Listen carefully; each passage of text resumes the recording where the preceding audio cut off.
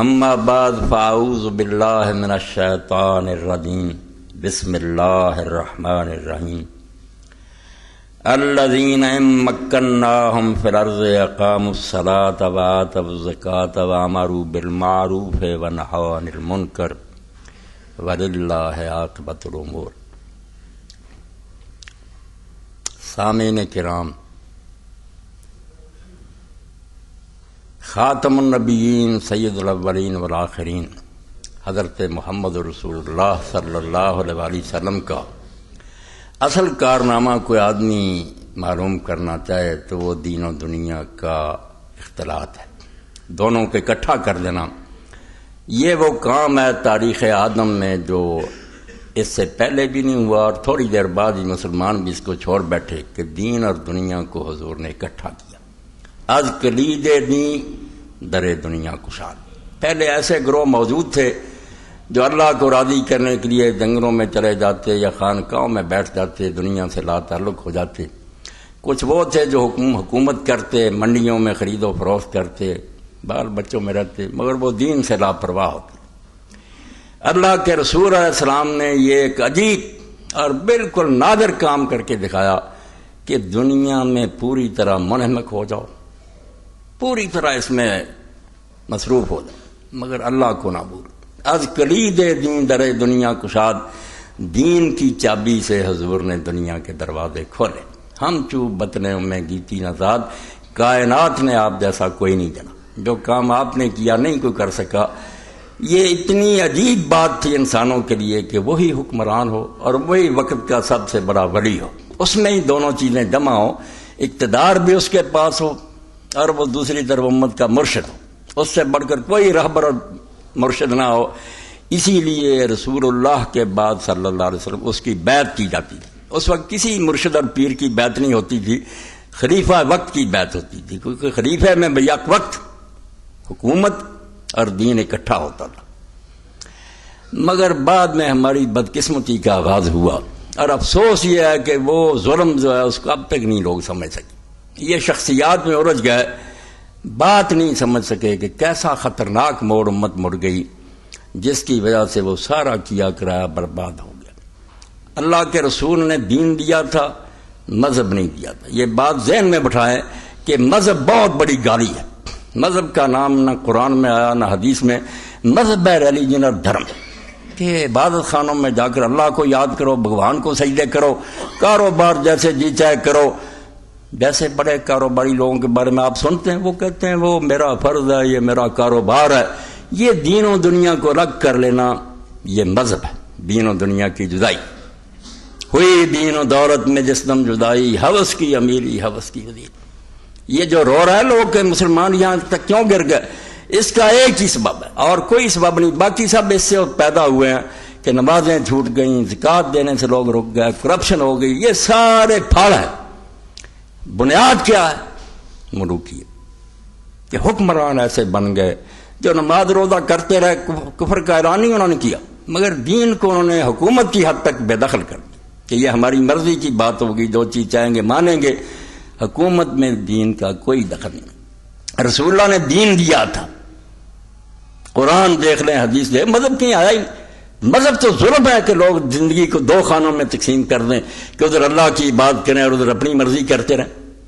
دین ہے کہ کسی جگہ بھی تم ہو اللہ کے احکام کی اطاعت۔ اور اللہ کے رسول علیہ السلام نے پہلے اعلان فرما دیا تھا کہ یغیر سنتی اول من یبدل سنتی رجل من بنی امیہ۔ یہ میرے اور آپ کی باتیں کرنے کے لیے نہ ان باتوں پر رونے کی بات ہے کہ حضرت معاویہ کا ذکر ہے فلاں کا، حقیقت کو سمجھنے کی بات ہے کہ دین ہم گم کر بیٹھے، مذہب رہ گیا ہمارے پاس، روبی سے اٹھتا جا رہا، حکمران اب ہمیں کارنر کر رہے ہیں۔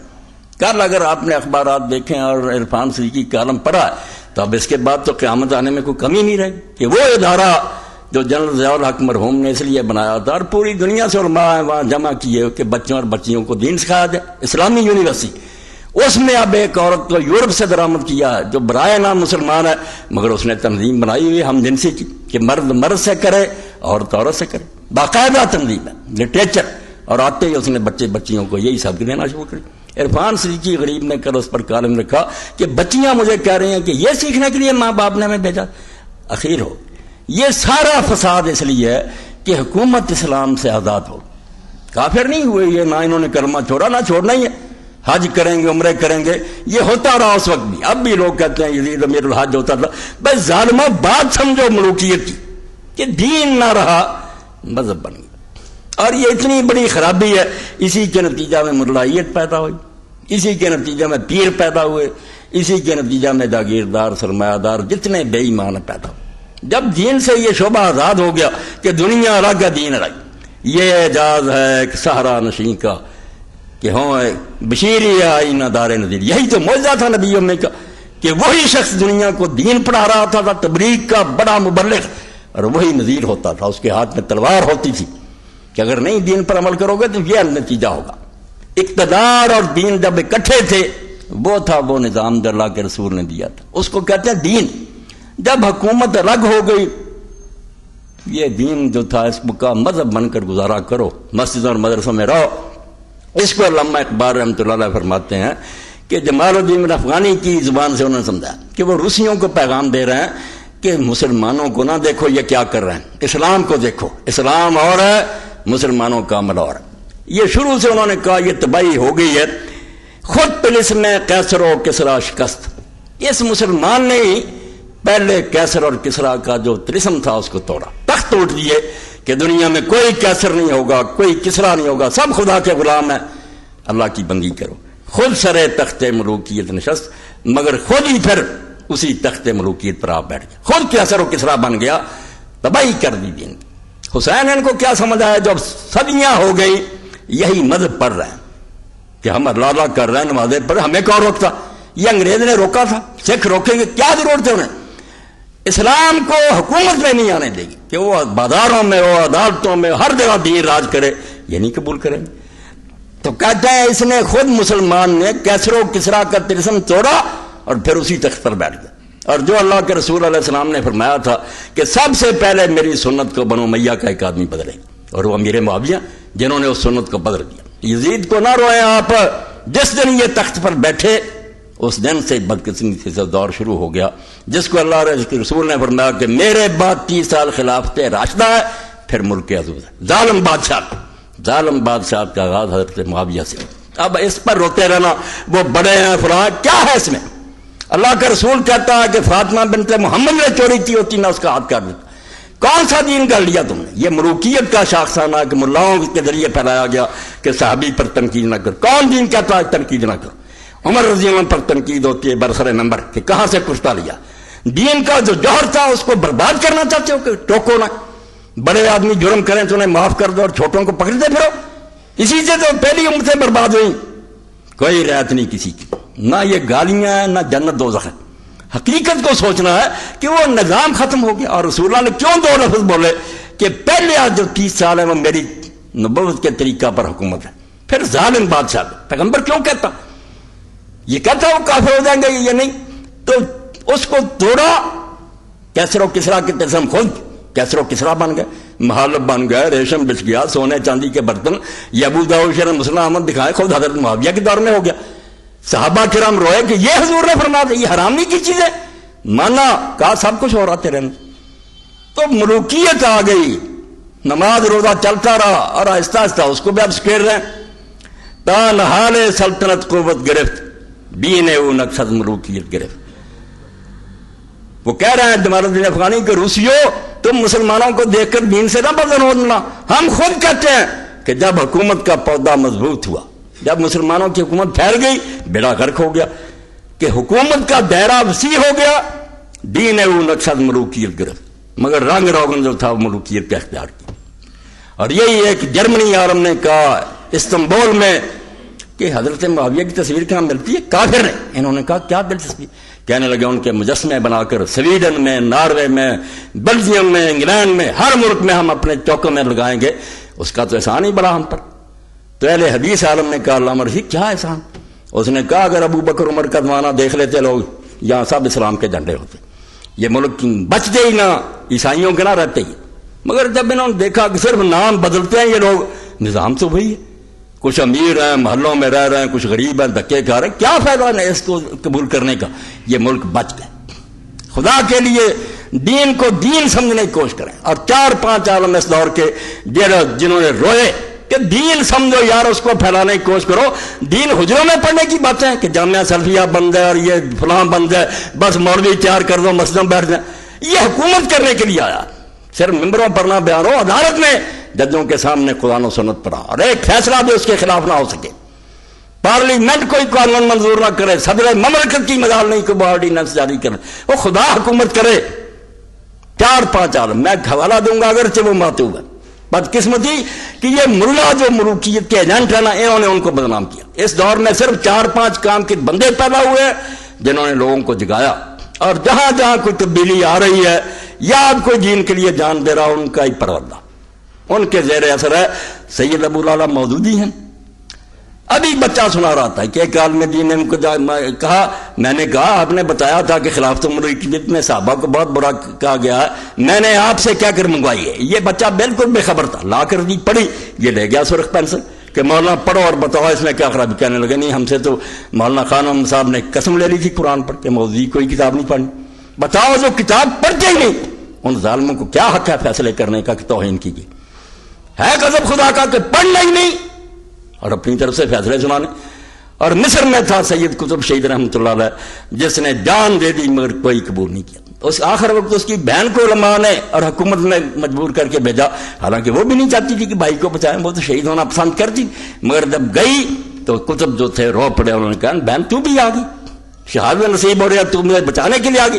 اس نے بھائی کہا اگر لوگ مجبور نہ کرتے میں نہ آتا. اس بندے کو بدنام کر رہے ہیں. جاؤ اس کی اعلیٰ عدالت الاجتماعیہ پھر اسلام پڑھو، تمہیں پتہ لگے کہ اسلام کیا تھا اور کیا بن گیا. خدا کے لیے یہ مدرسے جو ہے نا، یہ یا دین پڑھائیں یا مذہب کی کوئی ضرورت نہیں. نماز روزے جانا یہ ہوتے رہیں گے، یہ بھی ختم ہو جائیں، کچھ نہیں بگڑ. دین قائم کرو کہ جہاں ہر شخص جو ہے وہ انشورڈ ہو، کسی کو انشورنس کی ضرورت نہ پڑے. اگر امیر ہو تو بیت المال کو پریمیم دو، حصہ دو، زکوٰۃ اور عشر. غریب ہو جاؤ گے تمہیں کیا فکر کہ کل کیا بنے گا، تمہارے قرضے بیت المال اتارے گا، تمہاری بچیاں پڑھائے گا. کیا اسلامی حکومت میں کسی کو پریشان ہونے کی بات؟ اس کو قائم کرو. خدا کے بندو، دین. سید قطب اور پھر تھے علامہ اقبال رحمۃ اللہ علیہ. 3-4 بندے جنہوں نے دین کو دین کی حیثیت سے پیش کیا. ورنہ ہم پڑھ رہے ہیں، انگریز آ گئے، دوسرے آ گئے، نمازیں پڑھو، تبلیغیں کرو. کسی کے ذہن میں وہ بات نہیں کہ یہ مذہب ہے. دین کے تصور سے خالی ہو کر تو مذہب کی باتیں کرتے، پوجا پاٹ کی کہ چند اخلاقیات اپنا رہو، پوجا پاٹ کرو. لعنت ہے جو ایسے مذہب پر دین ان کو مٹانے کے لیے آیا، وہ دین نافذ کرنا چاہتا جس میں ہر شعبہ زندگی خدا کے دین کے تحت. تو فرماتے ہیں کہ سلطنت بڑھ گئی. لوگ کہتے ہیں علاقے فتح کے، وہ کہتے ہیں بیڑا تو غرق ہو گیا. علاقے آتے رہے مگر رنگ حکومت کا کیا رہا؟ دین ہے وہ نقش از ملوکیت گرفت. حکومت نے نقش و رنگ جو تھا وہ ملوکیت کے اختیار کر لیا. از ملوکیت نگاہ گردد دیگر، عقل و ہوش اور رسم و راہ گردد دیگر. یہ کوئی تھوڑا سا فرق ہے. خلیفہ پھٹے کپڑے پہنتا اور رات غریبوں کی خبر لینے کی پھرتا. ملک جو ہے وہ اپنا عیش کرتا ہے، چند خوش آمدی لوگوں کو بیت المال سے لٹا کر اپنا خوش آمدی بنا لیتا، غریب مرتے رہتے. زمین و آسمان کا فرق ہو جاتا ہے کہ یہ ملک ہے، یہ خلیفہ. تو آج میں بجائے اپنی طرف سے کچھ کہنے کہ میں مناسب سمجھتا ہوں کہ ملوکیت پر پروفیسر یوسف سلیم چشتی مرحوم نے جو لکھا، علامہ اقبال کی کتاب ارمغان حجاز کی شرح کرتے ہوئے اس میں سے کچھ ایک بات پڑھو، وہی میرا خطبہ ہوگا. جیسے اچھے انداز میں اس نے میری بات کی ترجمانی کی، میں مناسب سمجھوں کہ میں بات نہ کروں. یوسف سلیم چشتی صاحب بولے کہ ملوکیت کیا تھی اور اس سے کیا بیڑا غرق ہوا. یہ جتنے مسائل تمہارے اندر اٹھے ہیں بیسے ہوئی ہیں کہ تقدیر کیا ہے اور انسان مجبور ہے، یا ساری حضرت معاویہ یزید کی شرارت. کوئی مسئلہ نہیں تھا دین میں. لوگ تقدیر بھی جانتے تھے اور تلواریں اٹھائی ہوئی تھی، جہاد کرتے تھے. کون مانتا تھا کہ تقدیر ہے اس لیے آرام سے بیٹھ جاؤ؟ انہوں نے بٹھایا. حضرت حسین رضی اللہ عنہ کو شہید کیا، مدینہ تو رسول کو برباد کیا، بیت اللہ جلا دیا. جب قیامت آئی مسلمانوں میں کہ کیا کر رہے ہو؟ مسلمان کہلا کر اب کوئی شہر ہے گی جس کا تم احترام کرو گے؟ صحیح مسلم اٹھا لو، یزیدی لشکر نے بیت اللہ شریف جلا دیا، 3 دن مدینہ منورہ برباد کیا، مہاجر انصار قتل کر دیے سارے لوگوں کا. بولو جس نے بولنا، اور خاندان رسالت تباہ کر دی. تو یہ مسئلہ بنا دیا کہ نہیں ایسا ہی لکھا تھا، ان بیچاروں کا کیا قصور ہے، خدا نے ایسے ہی لکھ رکھا. اس پر امام حسن بصری نے کہا کہ قذب آدال، یہ خدا کے دشمن جھوٹ بولتے ہیں. اپنے جرم خدا کے منہ پر ملنا چاہتے ہیں. وہاں سے یہ بحث چل پڑی جبر و قدر دی. یہ سیاست نے چلائی ہے، ورنہ کوئی مسئلہ نہیں. تقدیر اللہ کے پاس ہے، کیا کیا نہیں ہماری ذمہ داری نہیں. ہم نے یہ پتہ کرنا چاہیں کیا لکھا، ہمیں جو حکم دیا گیا ہم وہ کریں گے. تقدیر جو ہوتی رہے. کہاں تقدیر کہتی ہے کہ لوگ ہاتھ پیر توڑ کر بیٹھ، انہوں نے بٹھایا کہ لوگ خاموش ہو جائے، چپ ہو جائے. اس لیے پروفیسر صاحب کا پڑھوں، وہ کہتے ہیں کہ سارے جرموں کی اگر ابتدا تم معلوم کرو نا تو اس سے ہی پتہ چل جائے گا کہ ساری بربادی جو ہے اسی سے مرلائیت کی بھی تردید کی. یہ 84 سبق. دوسری بات یہ ہے اسلام میں خلافت کا دور صرف 30 سال تک رہا. 41 ہجری میں خلافت کی جگہ ملوکیت قائم ہو گئی، یعنی عمرانی نظام کی حیثیت سے اسلام ہمیشہ کے لیے فنا ہو گیا. وہ دین جو تھا نا کہ زندگی کے کاروبار میں ختم، رخصت کر دیا اس کو. ہاں مذہب کی حیثیت سے ضرور باقی رہ گیا. یہ جو جانتے ہو ان سے پوچھو، تم اللہ کیا جانتے ہو؟ لوگوں کی روٹیوں پر پڑے اور گزارے کرتے اور تبلیغیں کرتے ہو دین کی. تمہیں پتہ ہی نہیں دین کیا ہے. دین اسی دن ذبح ہو گیا تھا جس دن معاویہ امت کے سربراہ بنے تھے. دو جا کے حسن بصری رحمۃ اللہ علیہ سے پوچھو، فرماتے ہیں اس سے بڑا فتنہ کیا ہوگا کہ صحابہ موجود ہیں، انصار اور مہاجرین، عشرہ مبشرہ موجود ہیں، ان کے ہوتے تلوار کے زور سے حکومت پر آ گیا. ایک دن لوگوں نے ووٹ نہیں دیا، نہ کوئی بیعت کی، زبردستی حکومت پر قبضہ کر رہی اور اس کو دفاع کرتے ہو. تم خدا کا خوف کرو. یہ کسی کی بات نہیں کہ فلاں تھا فلاں تھا. اسلام کا رونا، اسلام دین کی حیثیت سے فنا ہو گیا. ہاں مذہب کی حیثیت سے ضرور باقی رہ گیا، یعنی روح تو 41 ہجری میں نکل گئی لیکن لاشائے بے جان ابھی تک موجود ہے، جسے بعض مسلمان ممالک نے سینہ سے لگا رکھا اور بعض ممالک سینہ سے لگانے کی کوشش کر رہے ہیں کہ تھوڑا سا بناوٹی سا اسلام جاری کر دو، مدرسوں کی امداد کر دو، حج کر لو، یہ سونے کا دروازہ داتا دربار چڑھا دو لوگوں کو بیوقوف بنانے کے لیے، یہ میلاد النبی کی محفلیں ہو رہی ہیں. حکومت تو بڑی مومن ہے. جب بنو امیہ نے دین اسلام خدا کی حکومت کو ختم کیا تو مسلمانوں میں خدا پرستی کے بجائے انسان پرستی کا دور شروع ہو گیا. اور زیادہ زمانہ نہیں گزرا، چند سال بعد کہ خلیفہ بنا یزید بن عبد الملک، آ گئے ملا 40 جبے پہنے ہوئے، سروں پر ابائیں کبائیں، اور کہنے لگے امیر المومنین اللہ کے رسول علیہ السلام نے فرمایا یہ ملوکیت کا نتیجہ دیکھیں، خوشامد شروع ہو جاتی ہے.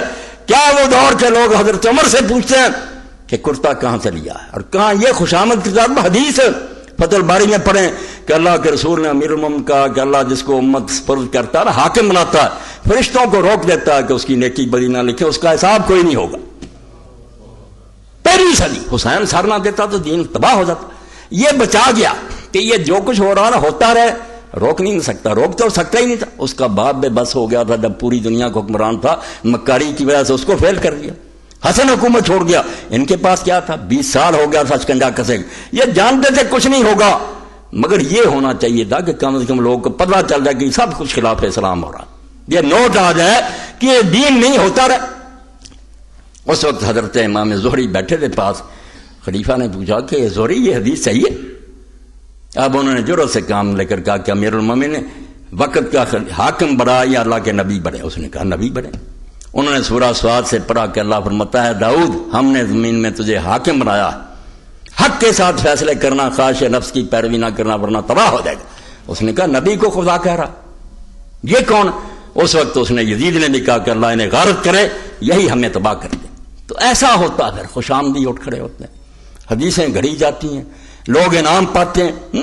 یہ جتنی رسمیں اب دین میں چل رہی ہیں، اب میلاد النبی کا پڑھ رہے، میں ویسے نہیں کرتا، صرف توجہ دلاتا ہوں کہ حکمران دین کا کیا حلیہ بناتے. بریلوی حضرات ہیں، دیوبندی ہیں، اہل حدیث ہیں، شیعہ، سب جانتے ہیں کہ 604 ہجری تک دنیا میں میلاد النبی کے نام پر کچھ نہیں ہوتا تھا. کہیں نہ کوئی محفل ہوتی تھی، نہ کوئی دن مناتا تھا، نہ کسی کو یہ پتا تھا. 604 ہجری میں الملک المظفر شاہ اربل عراق کا حکمران تھا. اس نے دیکھا کہ ادھر عیسائی فوجیں بیٹھی ہیں، مقابلہ شروع تھا. کرسمس ڈے آیا، انہوں نے دسمبر میں حضرت عیسیٰ علیہ السلام کا دن منایا، عید میلاد المسیح. اس نے کہا اپنے نبی کا منا رہے ہیں تم بھی مناؤ. ابن دہیہ عالم کو بلا لیا، حلوے پک گئے، بکرے ذبح ہو گئے، مرغ ذبح، ہزاروں بکرا. اب لوگوں نے کھایا، ناچنے والے ناچے بھی، اس میں بھی خود بادشاہ بھی ناچا، رقص کیا اس نے. اور بعد میں اس کو ابن دہیہ کو خلعت دیا، پیسے دیے، چل پڑا. آگے سے آگے بڑھتے جلوس شروع ہو گئے. تو حکمران ہوتے ہیں لوگوں کو بیوقوف بنانے والے کہ کچھ ایسی رسمیں کرتے رہو کہ خوش رہیں. کہ یار ان سے زیادہ محب رسول کون؟ اصل دین کا نام نہ لے لیتا، حدود اللہ کو ختم کرو، نافذ نہ ہونے دو۔ جب بنو امیہ نے دین اسلام یعنی خدا کی حکومت کو ختم کیا، دین اسلام کیا؟ خدا کی حکومت، وہاں انسان نہیں حکومت کرتا، نام ہوتا ہے کہ فلاں بیٹھا فلاں کچھ نہیں، فقیری میں بھی امیری میں بھی وہ اللہ والے تھے غیور اتنے، بظاہر کہتے ہیں کہ حضرت عمر حکمران، کیا حکمران؟ جمعے کے خطبے میں دیر سے آتے ہیں، لوگ کہتے ہیں میرے آپ نے پریشان کیا، اور خدا کے لیے ملوکیت اور خلافت کا فرق سمجھیں، چھوڑیں یزید حسین کو، شخصیتوں کی بات نہیں، دین کے سبق پڑھیں کہ اللہ کے رسول نے جہاں نماز روزے کے وہاں باب نہیں ہے، باب الاحکام بخاری میں وہاں باب نہیں قضا کی، حدود کے نہیں ہے، جنگوں کے نہیں ہے، یہ دین ان کے لیے آیا جو حجروں میں بیٹھے ہیں۔ دین خود ہی بتاتا اپنے بیان سے قرآن حدیث کی، یہ ان کا کام ہے جن کے پاس حکومت ہے، جنگیں کر رہے ہیں، خراج وصول کر رہے ہیں، پوری دنیا کو للکار رہے ہیں، یہ کمزوروں اور بے بسوں کا دین ہے۔ تو حضرت عمر رضی اللہ عنہ سے لوگ کہتے ہیں آپ نے تنگ کیا ہمیں، اتنی دیر ہو گئی خطبہ کری نہیں آئے۔ آپ نے فرمایا اگر اس کے سوا کوئی اور کرتا ہوتا نا وہ میں دھونے کے لیے دے آتا، دوسرا پہن کر آ جاتا، مگر خدا گواہ یہی کرتا تھا، اس کو خشک ہوتے دیر لگی، اور اس پر بھی لوگوں نے دیکھا تو 8 سے زیادہ پیوند تھے۔ یہ ہے خلافت، اس کو کہتے ہیں اللہ کی حکومت۔ مگر جب بندوں کی حکومت آ گئی مسلم جام اٹھائیں، حضرت مقدام نے ابھی مادی بن کرم نے کہا معاویہ قسم اٹھا کر دکھا، اللہ کے رسول نے ریشم نہیں حرام کیا، سونے چاندی کے برتن نہیں حرام کیے، درندوں کی کھالیں بچھا کر ان پر بیٹھنا متکبر لوگوں کی طرح چیتوں اور شر حرام نہیں۔ اور ماں نے بعد فرمایا آپ قسم کھا کر بتا کہ یہ سارے کام تیرے گھر میں ہو رہا کہ نہیں؟ ابو داؤد شریف اور مسلم نقشہ ہی بدل گیا، نام رہ گیا مذہب کا، دین ختم۔ تو مسلمانوں میں خدا پرستی کے بجائے انسان پرستی کا دور شروع، میں سن رہا ہوں ویسے کہتے ہیں کوئی نہیں چھوڑو جی مسئلہ، اب سلسلہ شروع ہے، ہر مسجد میں ہو رہا پروگرام، حضرت سیدنا یزید رحمۃ اللہ علیہ آ رہی اطلاعیں، حسین کی باری آئے، چھوڑو جی ہم نے کیا، یزید کی وکالت کرنا فرض ہے، یہ آپ کے ذمہ لگا ہے، یہ اسی لیے آپ پہلے حدیث اور دیوبندی ہیں، خدا سے ڈر جاؤ، وہ جنت کے جوانوں کا سردار اور اس کے مقابلے میں تم ایسے آدمی کو جس کو ہر دیوبندی اور ہر اہل حدیث نے جو آج تک پیدا ہوا شقی اور پلید لکھا، اس کا دفاع کرتے ہو۔ اللہ کا خوف کرو، انسان پرستی کا دور شروع ہو گیا، اور سب جانتے ہیں کہ آخر الذکر اول الذکر کی ضد ہے کہ دونوں کام اکٹھے نہیں ہو سکتے، انسان پرستی ہوگی تو خدا پرستی نہیں رہے گی، اور دو ضدیں کبھی ایک ظرف میں جمع نہیں ہو سکتی، دو چیزیں ایک جگہ جمع ہو سکتی ہیں کہ خدا کی بندگی اسلام سکھائے یہاں بندے حکومت کرنے لگے، ایک انسان پرست کبھی ہرگز خدا پرست نہیں ہو سکتا۔ ملوکیت سے انسان پرستی کیسے پیدا ہوتی ہے اس کو صرف ایک نظیر سے سمجھ سکتے ہیں، مثال سے سمجھاتے ہیں کہ فرق سمجھ لو، پہلی صدی جب فاروق اعظم رضی اللہ عنہ خلیفہ ہوئے تو انہوں نے منبر رسول صلی اللہ علیہ وسلم پر چڑھ کر یہ اعلان فرمایا کہ مسلمانوں جو میرے اندر کوئی کجی دیکھے، عیب دیکھے تو مجھ کو سیدھا کر۔ یہ کیا بیٹتی ہے خلافت، مجھ میں کوئی خامی دیکھو، کوئی خیال نہیں کرنا کہ صحابی، یہ معاویہ تو صحابی بھی فتح حضرت عمر سے بڑا صحابی ہے، خلیفۃ المسلمین ہے، اشرام کہہ رہا ہے مجھ میں خامی دیکھو ٹوکنا، ورنہ کہتا ہے بکواس نہ کر رہا ہے، میں صحابی رسول ہوں، میرے خلاف زبان کھولتے۔ یہ اعلان فرمایا کہ جو مجھ میں کوئی عیب دیکھے مجھے اطلاع دے، شاباش، سیدھا رہ گیا دین۔ لیکن جب عبد الملک بن مروان بادشاہ ہوا تو اس نے منبر پر چڑھ کر یہ سیفٹی ایکٹ نافذ کیا کہ آج کی تاریخ سے جو مسلمان مجھ سے یہ کہے گا کہ خدا سے ڈرو تو میں اسے قتل کر دوں، کوئی نہ یہ کہے اتق اللہ، اپنے منہ بند رکھو، میں جلدی چیک کروں۔ اس تنبیہ کا نتیجہ خاطر خواہ برآمد ہوا، بنو امیہ اور بنو عباس کی مسلسل کوششوں سے دنیا اسلام میں کوئی ایسا شخص باقی نہ رہا جو کسی بادشاہ سے یہ غیر اسلامی فکرہ کہہ سکتا، غیر اسلامی، اوپر انہوں نے لگا دیا نقطے کہ یہ غیر اسلامی بن گیا کہ اللہ سے ڈرو، کوئی نہ کہہ سکا، خاموش کر دی زبانیں، فقہا بھی ڈر گئے اور ماں بھی ڈر گئے۔ تم روتے نہیں اس کو، حسین کو نہیں رو رہا، اس کو رو رہا ہے کہ دین نہیں رہا، مذہب بن چکا۔ ابتدا میں ایک جماعت مسلمانوں میں ضرور ایسی پیدا ہو گئی تھی جن کو اب تم بدنام کر رہے ہیں کہ لوگ سمجھاتے تھے وہ کیوں گئے، انہوں نے تو ہماری لاج رکھ لی، منہ کالا ہونے سے بچا لیا، حکومت کو روک نہیں سکے، اسلام داغدار ہونے سے بچ گیا۔ ٹھیک یہ تھا کام، نہیں ہو سکا تو کوئی بات نہیں، دنیا کی کامیابی اور ناکامی کا کیا؟ سلطان ٹیپو شہید میں پھر کسی دن پڑھوں گا کہ دنیا کی کامیابی اور ناکامی کو مدار بناتے سلطان ٹیپو مارا نہیں گیا، مگر کیوں اس کو سارے مانتے کہ وہ شہید تھا، سینہ تان کر مرا۔ اس نے کہا شیر کی زندگی ایک دن کی جاؤ گیدڑ کی 100 سال کی زندگی سے بہتر۔ اور تم دنیا کے نتیجے دیکھتے ہو کہ حسین شہید ہو گیا. فرماتے ہیں ابتدا میں ایک جماعت مسلمانوں میں ضرور ایسی پیدا ہو گئی تھی جس نے اسلام کو دین کی حیثیت سے اندازہ کرنے کی کوشش. مسئلہ حکومت کی بات نہیں صرف کہ اس کو مذہب بننے دیا جائے یا دین بنایا جائے. چنانچہ اس نے انل حکم الا للہ کا نعرہ بلند کیا اور ایمان کی پوری طاقت کے ساتھ میدان میں آ گئی. بنو امیہ کا مشہور سپہ سالار محلب بن ابی صفرہ مقابلہ پر آیا. یہ محلب ساری عمر بنو امیہ کی خاطر نیک لوگوں کو قتل کرتا رہا. جس نے سر اٹھایا نا کہ شریعت کو قائم کرو، اس نے بے شمار مارے. ایک حسین رضی اللہ عنہ آئیں گے ہر شہر میں 11 لوگوں کو مارا، لیکن پوری سلطنت کی پشت پرائی کے باوجود ان دیوانوں کو شکست نہ دے سکا. وہ عباسیوں کے دور میں چلتے رہے، مگر بدقسمتی سے خود اس مٹھی پر جماعت میں افتراق پیدا ہو گیا اور اسی وجہ سے انجام کار سرفروشوں کی اس جماعت کا خاتمہ ہو گیا. ہارون الرشید عباسی کے کارناموں سے سب سے زیادہ شاندار کارنامہ یہی ہے کہ اس نے اس جماعت کے آخری نام لیواؤں کو صفحہ ہستی سے مٹا دیا جو یہ کہتی تھی کہ حکومت صرف اللہ کا حق ہے. مٹا دی کہ نہیں، اللہ کا حق نہیں، یہ بندوں کا. اس لیے مہدی کے فرزند کو مسلمانوں پر حکمرانی کا کوئی حق نہیں. وہ کہتے تھے یہ مہدی کا بیٹا ہارون الرشید کوئی حکومت نہیں کر سکتا، قرآن راج کرے گا. یہ مسلمانوں کا حق ہے کہ جس کو چاہیں خلیفہ یا امیر منتخب کر لیں. دیکھا اپنے ملوکیت کی اس کرشمہ سازی کو کہ ہارون اور اس کے پیش راؤں نے حکومت الہیہ کے دائیوں کو تلوار کے گھاٹ اتار دیا، لیکن کسی ملا یا پیر نے عبد الملک اموی یا ہارون عباسی سے یہ نہیں کہا کہ جناب وہ لوگ ٹھیک کہتے ہیں. یہ حلوے کھاتے رہے، حجروں میں بیٹھے رہے، ان کو جاگیریں بھی دیں، یہ دین کا بیڑا غرق کرتے رہے. فقہ کی کتابوں میں یہاں تک لکھ دیا. اب بڑے بڑے علماء سے میری بات ہوئی، ولی سے مر گئے. میں نے پوچھا کیوں ہدایہ میں لکھ دیا کہ خلیفہ وقت حدود اللہ پامال کرے، شراب پیے، زنا کرے، اس پر حد جاری نہیں ہو سکتی. کیوں لکھا؟ دین میں رہا تھا کہ وہ کرتا رہا، اس کو سزا نہ دیجیے. کہنے لگے نہیں اس کا مطلب نہیں، ملوکیت کا دور تھا، دے نہیں سکتے تھے. ان کا مطلب یہ ہے کہ دینی چاہیے.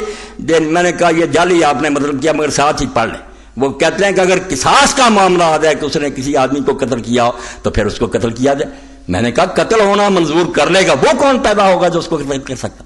مولانا کو جواب کوئی نہیں آیا. میں نے کہا یہ نہیں، ویسے اس کو رابطہ دے دیا کہ جو اللہ کی حدود ہے نا، شراب پینا، نماز چھوڑنا، زنا وغیرہ کرنا، یہ اس پر آپ کو کوئی سزا نہیں ملے. یا ہدایہ میں دیکھ یہ ہو دار جس کا کہہ رہا ہے کوئی ملا پیر نہ بولا کہ کیا کر رہے اسلام کا مذاق اڑا رہے.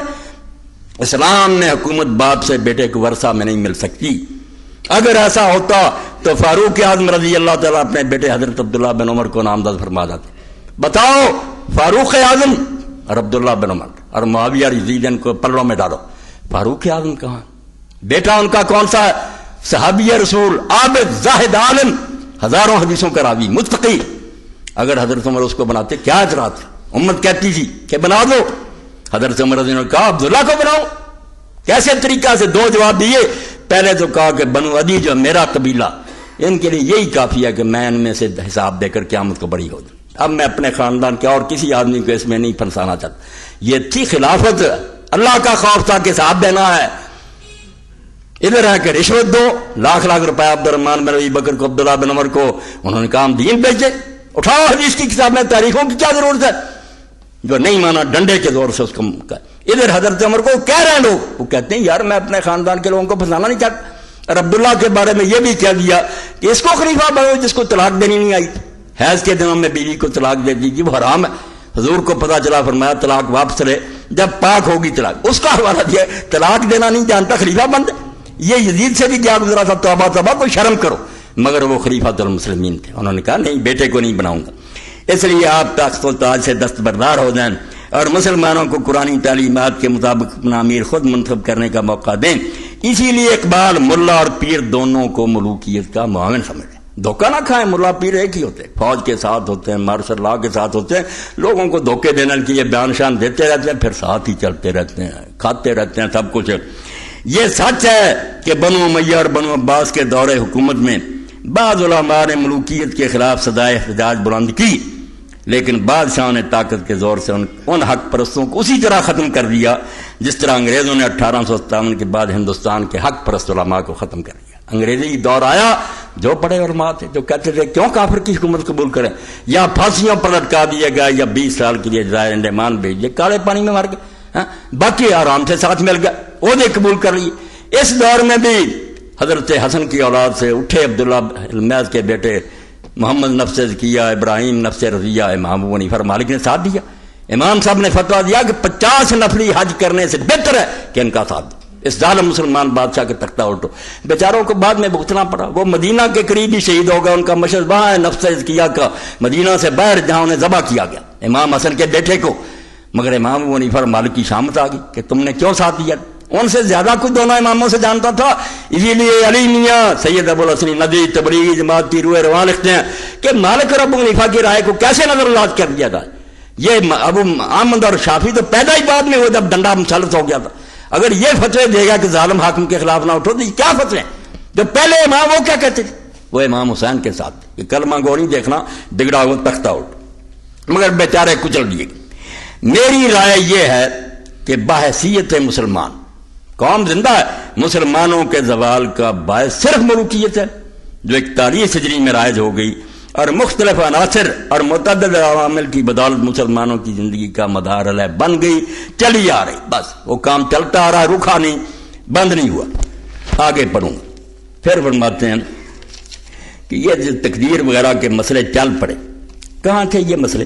دین کا تھا 220 صفحہ. واضح ہو کہ تقدیر کا یہ غلط مفہوم مسلمانوں میں ملوکیت کی وجہ سے پیدا ہوا. آیتیں پہلے بھی پڑھتے تھے، حدیثیں پڑھتے تھے، بلکہ تقدیر سے مسلمان دلیر تھا کہ جو ہونا ہو کر رہے گا، ڈرنے گھبرانے کی بات محنت نہیں چھوڑ دی تھی. جیسے اقبال ایک جگہ کہتے ہیں نا، میں نے پیر رومی سے پوچھا، وہ سوال جب اپنے ذہن میں نا رومی سے مثنوی سے جواب لے دیتے کہ یہ مسئلہ جبر و قدر کیا. انہوں نے کہا اقبال پر کبے کو بھی ملے ہیں، پر باز کو بھی ملے ہیں. کوا ان سے اڑ کر مردار کی طرف گیا، باز ان سے اڑ کر جا کر بادشاہ کے ہاتھ پر بیٹھ گیا. مسئلہ ایک ہی ہے. گئے گزرے مسلمان کاہل ہو گئے کہ جب سب کچھ ہونا ہی ہونا تو بیٹھ جاؤ. مسلمان جو تھے دلیر ہو گئے کہ چھلانگ لگاؤ، آدمی مرنا تو مر جائیں گے، نہیں مرنا نا کچھ نہیں بنے گا. ان کو تقدیر نے شہباز کی طرح دلیر کیا تھا، ان کو کووں کی طرح سست کر دیا. مگر یہ مطلب اس دور میں جاری ہوا. واضح ہو کہ تقدیر کا یہ غلط مفہوم مسلمانوں میں ملوکیت کی وجہ سے پیدا ہوا. جب بنو امیہ نے بندگان خدا کو اپنا غلام بنایا اور قرآن حکیم کے ہر قانون کی بے حرمتی بلکہ خلاف ورزی کو شعار زندگی قرار دیا، تو جن مسلمانوں نے ان کے اس غیر اسلامی طرز عمل کے خلاف صدائے احتجاج بلند کی، ان بادشاہوں نے علماء سو کی وساطت سے یہ نقطہ ان کے دماغ میں جاگزیں کر دیا کہ بنو امیہ بے خطا ہیں، جو کچھ کرتا خدا. مولویوں سے مل لی نا کہ تو سناؤ کیا کرتے ہو، حکومت کے خلاف اٹھتے ہو. بھائی اللہ کی طرف سے ہوتا ہو، اس کی مشیت یہی ہے کہ بنو امیہ ہم پر حکمران ہو. اللہ ہی چاہتا قل اللہم مالک الملک، وہ بادشاہ دیتا. اندازہ کرو وہی قرآن ظالموں کی حمایت میں استعمال ہو گیا. جب کبھی اسی کو پڑھ کر لوگ اٹھتے نا کہ بادشاہ اگر ان کو دیا کیسے ہو کس طرح، اللہ نے دیا، ہم اٹھیں گے ہماری مدد کرے گا، ان سے چھین لیں گے. وہ یہ مانا لیتے تھے. انہوں نے کہا نہیں، جس کو مل گئی ہے وہ فرعون ہے یا نمرود ہے، وہی ٹھیک ہے. بے شک اس وقت اسلام پر بہت برا وقت آن پڑا. یہ بھی مولوی کہتے کہ لوگ کہنا یار تم کیا وکالت کر، اتنا ظلم ہو رہا. ساتھ ہی یہ بھی کہتے سنانے کے لیے، بے شک اس وقت اسلام پر بہت برا وقت آن پڑا ہے، لیکن ہم کیا کر سکتے ہیں، انسان تو مجبور ہے. اس میں بھی خدا کی کوئی مسلط ہوگی کہ اس نے ان ظالموں کو ہم پر مسلط کر. جیسے آج کل ہمارے بہت سے دینی بھائی وہ کہتے ہیں حضور نے فرمایا جیسے تم ہو گئے ویسے حاکم ہو گئے. ہمیں سلانے کے لیے حضور کا نام استعمال ہو رہا کہ حکمرانوں کو کوئی برا کہتے نا، نہیں جیسے تم ہو گئے ویسے. بھئی ان کا قصور نہیں، جیسے ہم تھے ویسے. بالکل جھوٹ بول رہے. یہ حضور نے بالکل نہیں فرمایا، جھوٹی بات ہے. مومنوں پر بھی کبھی ظالم مسلط ہو جاتے ہیں. اس میں بھی خدا کی کوئی مسلط ہوگی کہ اس نے ان ظالموں کو ہم پر مسلط کر دیا. غرض کے ان سلاطین نے مختلف طریقوں سے یہ غلط خیالات مسلمانوں کے دماغوں میں جاگزیں کر دیے. چل رہے ہیں. اب بھی سوال تقدیر کا ہی ہوتا رہتا کہ جو کچھ ہو رہا سب مشیت عزی کے مطابق ہو رہا ہے. اس لیے اصلاح حال کی کوشش بیکار ہی نہیں ہے، بلکہ غیر اسلامی اور قرآنی تعلیمات کے خلاف بھی ہے. نہیں کوشش کرنی چاہیے. بھائی تم اللہ سے ٹکر لیتے ہو. شاید اللہ ہمیں بنو امیہ کے واسطے سے سزا دے رہا ہے، شاید اسی میں ہمارے لیے کوئی بڑائی مضمر ہو. ہم تو مجبور ہیں، کیا کر سکتے. امت کو سلانے کے لیے گولیاں دے رہے ہیں. واضح ہو کہ جبر کی یہ خالص تعلیم قرآن اور حدیث دونوں کے خلاف ہے. کہیں نہیں آیا کہ بیٹھ جاؤ اور بس ہوگا جو ہوگا. اللہ اور رسول صلی اللہ علیہ وسلم نے دونوں نے ہمیں عمل صالح بجا لانے کا حکم دیا، تقدیر پر بیٹھنے کا حکم دیا. اور اب بعد میں لکھتے ہیں مروکیہ ہے یہ ایک گروہ جن کے دربار بنے ہوئے ہیں. توبہ توبہ، حق کہنے سے اب میری زبان کاٹ دی جائے. روضے بنے ہوئے ہیں، گنبد بنے ہوئے ہیں، اولیاء ہیں، صوفیاء ہیں. کیا اب بھی تصوف کونسل بناتی کہ صوفیاء کا کلام پھیلاؤ؟ صوفی کیا کرتے تھے کہ لوگوں کو بھنگ پھیلاؤ، سلا دو ان کو کہ بھائی اللہ اللہ کرو، آؤ ہم سے ورد وظیفے سیکھو. یہ 10,000 مرتبہ پڑھنا، اب 10,000 مرتبہ پڑھتے پڑھتے دن ختم ہو جائے گا. وہ کب خبر لے گا کہ حکومت کیا کر رہی، دنیا میں کیا ہو رہا؟ حجرے میں بیٹھا من کے پھیر رہا. ملوکیت اور ملائیت کے علاوہ تیسری صدی ہجری میں غیر اسلامی تصوف بھی مختلف راستوں سے مسلمانوں کی سوسائٹی میں داخل ہو رہا. آپ حیران ہوں گے، سارا قرآن کھنگال جائیں، سارا حدیث کا ذخیرہ، جیسے مذہب نہیں نہ ملے گا تصوف اور صوفی نہیں ملے گا. اور لفظ صالح ہوں گے، مومن متقی صالح، صوفی نہیں آئے گا، تصوف نہیں آئے گا. یہ اسلام کا لفظ ہی نہیں، بالکل دین نے خام خواہ پودا لگا دیا گیا تصوف. اور پہلا صوفی بھی آپ حیران ہوں گے ابو ہاشم بنی امیہ میں سے تھا. اور پہلی خانقاہ جو تھانوی صاحب رحمۃ اللہ علیہ فرمایا رمضان نے قائم فلسطین میں انہوں نے بنائی، خانقاہوں میں گھسا. فقیراں چوں بمسجد صف کشیدہ، خدا کے لیے ان خطبوں کو حسینی دین کی بات سن کر نہ سنائیں، اللہ کے واسطے محرم میں مجھ سے یہ دین کا جو ہے نا نوحہ سن لیا گیا کہ دین کیا تھا اور کس طرح مذہب بن گیا. فقیراں چوں بمسجد صف کشیدہ، جب فقیر تھے مسلمان مسجد میں صف باندھتے تھے، نماز گرے بان شہنشاہ حاضری، نماز اتنی قوت دیتی تھی انہیں، قرآن سن کر نکلتے تھے کہ اٹھ دو تخت ان کے. وہ جا کر بادشاہوں کے گریبان پکڑ لیتے تھے، تختوں سے اتار کر ادھر پھینک دیے. ونے چوں دل میں آنے سینہ افسرد مسلمانہ بدرگاہ خزیلن، جب دل سینے میں سو گئے مردہ ہو گئے، مسلمان خانقاہوں میں گھس گئے. حضر اس فقر و درویشی سے جس نے مسلمان کو سکھا دی سر بدیری. فرماتے لعنت بھیجے اس فقیری اور درویشی پر جس نے مسلمانوں کو یہ سکھا دیا کہ جو کافر آ جائے اس کے سامنے سر جھکا دو. اور بدماشوں کے سامنے جھکنا سکھایا، غیرت چھین لی. غیر اسلامی تصوف بھی مختلف راستوں سے مسلمانوں کی سوسائٹی میں داخل ہو رہا تھا. ہزاروں شامی، انصاری اور لاکھوں ایرانی مجوسی اور ان کے علاوہ سینکڑوں یہودی، اشراقی، مشائی، فلسفی اور مختلف العقائد افراد اسلام میں داخل ہو رہے. یہ لوگ رہبانیت اور ترک دنیا کے تصورات اپنے ساتھ لائے. جن مذہبوں سے آئے تھے وہاں یہی تھا کہ پوجا پاٹ اللہ کی کرتے رہو، باقی دندے کرنے دو حکومتوں کو. اور انہوں نے مصر، شام، عراق، خصوصاً کوفہ، بصرہ اور بغداد میں وہی خانقاہی نظام قائم کر دیا جو ان کے مذاہب میں مروج تھا. جب ہماری تفاسیر میں اسرائیلی اور غیر اسلامی روایات داخل ہو گئی، وہ کہتے ہیں خانقاہوں کو کیا روئے، جب قرآن کی تفسیر اور حاشیوں میں بڑھا دی روایتیں اسرائیلیوں کی، تو ہمارا تصوف کس طرح غیر اسلامی اثرات سے محفوظ رہ سکتا تھا. مختصر یہ کہ سلاطین، علماء سار، صوفیاء سار، ان تینوں کی متفقہ کوششوں کا نتیجہ یہ نکلا کہ عمل سے فارغ ہوا مومن بنا کے تقدیر کا بہانہ. عمل سے فارغ ہوا مسلمان بنا کے تقدیر کا بہانہ. آرام سے بیٹھ گیا، بھائی اللہ کی تقدیر میں ایسے تھا، انگریز آ گئے، ہندو آ گئے، کیا کریں.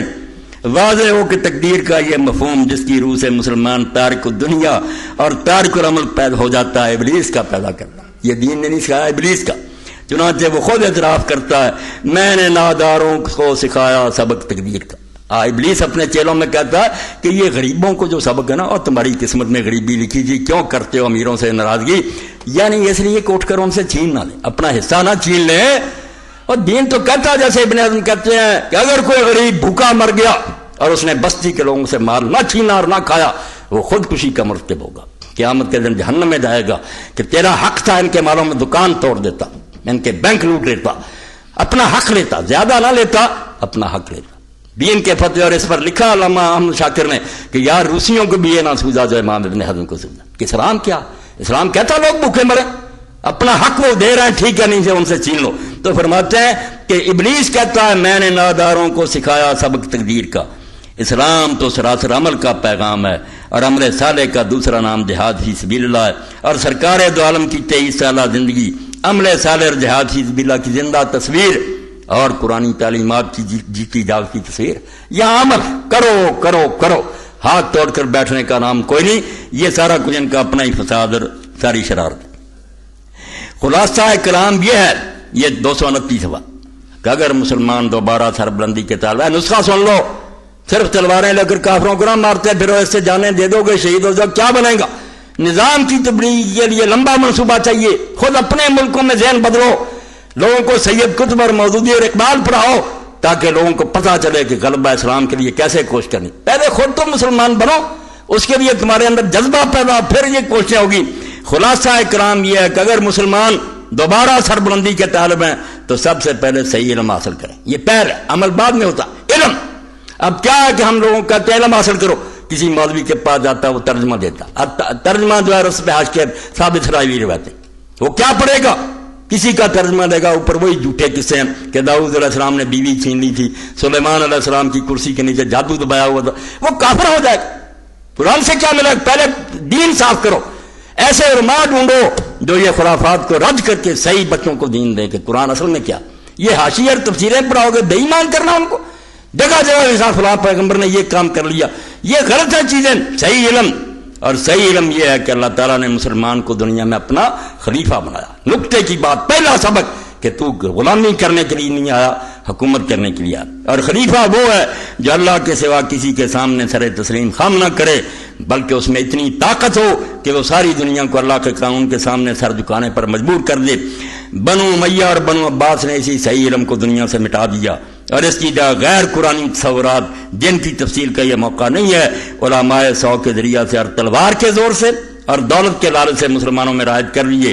اس لیے مسلمانوں کا پہلا فرض یہ ہے کہ وہ قرآن مجید کا مطالعہ کریں, سب حاشیے چھوڑ دیں, کوئی ادھر ادھر نہ پڑھا کریں کہ باہر کیا لکھا, صرف قرآن کو دیکھتے جائیں. قرآن کوئی معمہ نہیں, بجارت نہیں, یہ ان جعلی لوگوں نے بنایا کہ 14 علم پڑھے تو پڑھے, لوگوں کو فضائل اعمال سناتے ہیں, قرآن نہیں پڑھنے. نو عالموں کا بھائی بدوؤں کے لیے قرآن پڑھو کے لیے, وہ سمجھ گئے, تم سمجھ نہیں دے, جانتے ہیں کہ اگر پڑھ لیا تو قرآن تو صاف ہے, ہر بات واضح ہو جائے گی تاکہ انہیں صحیح علم حاصل ہو سکے. اس کے بعد وہ اپنے مقصد حیات میں ضرور کامیاب ہو جائیں گے. اقبال نے اسی نقطہ کو یوں بیان کیا ہے, پس نخستیں بادشت تطہیر فکر. مسلمان کو پہلے چاہیے کہ اپنا دماغ صاف کرے, جو غلط خیالات پیدا ہو گئے ان کو دور کرے, صحیح علم قرآن کا حاصل کرے. بعد ازیں آسان شود تعمیر فکر, جب یہ گندگی دماغ سے نکل جائے گی پھر فکر کی تعمیر ہو جائے گی, پھر صحیح خیالات خود ہی آ جائیں قرآن و حدیث کے. یہ میں نے نمونے کے طور پر کچھ مقامات پڑھ دیے, ورنہ یہ پوری کتاب اس قابل ہے کہ ارمغان حجاز کا یہ ترجمہ اور تشریح آپ پروفیسر یوسف سلیم چشتی رحمۃ اللہ علیہ کی پڑھیں, روتا رابط کہ 41 ہجری جب آئی حضرت محمد, اس کے بعد کہاں اسلام, وہ دین ہی جو اللہ کے رسول نے دیا تھا ختم. اور سب سے زیادہ محتاط لوگ یہاں بیٹھے ہوں گے کئی تبلیغ, ابو الحسن ندوی سے زیادہ کوئی صحابہ کو جانتا تھا. اس نے صاف لکھا دعوت عظیم میں کہ خلفائے راشدین کے بعد جو لوگ آئے انہوں نے تھوڑے دنوں میں رسول اللہ کا قرضہ بے باک کر دیا, جو حضور دے کر گئے تھے سب کو مریم میٹ کر دیا. کلمہ پڑھتے رہے, نمازیں پڑھتے رہے, یہ سب کچھ ہوتا رہا, یہ اب بھی ہو رہا, اب بھی حکمران یہ کرتے رہیں گے. مگر وہ دین جو ہے اس کی جو مٹی پلی ضرور دیکھ ہی رہے ہیں آپ کہ زنا کی اجازت ہو رہی ہے. اب وہ منگوا رہی عورت جو باقاعدہ پڑھا رہی ہے کہ مرد سے کرے, اور اس نے باقاعدہ انہوں نے ٹیلی فون کیا, اس نے ہاں میرے یہ نظریے ہیں اور میں یہ تعلیم دے رہی ہوں کہ ہم جنسی ہونی چاہیے. اب اس سے بڑی قیامت اسلام پر کیا آئی, مگر یہ لوگ کہتے ہیں ہم عمرہ نہیں کرتے, کعبے کی چھت پر نہیں چڑھے.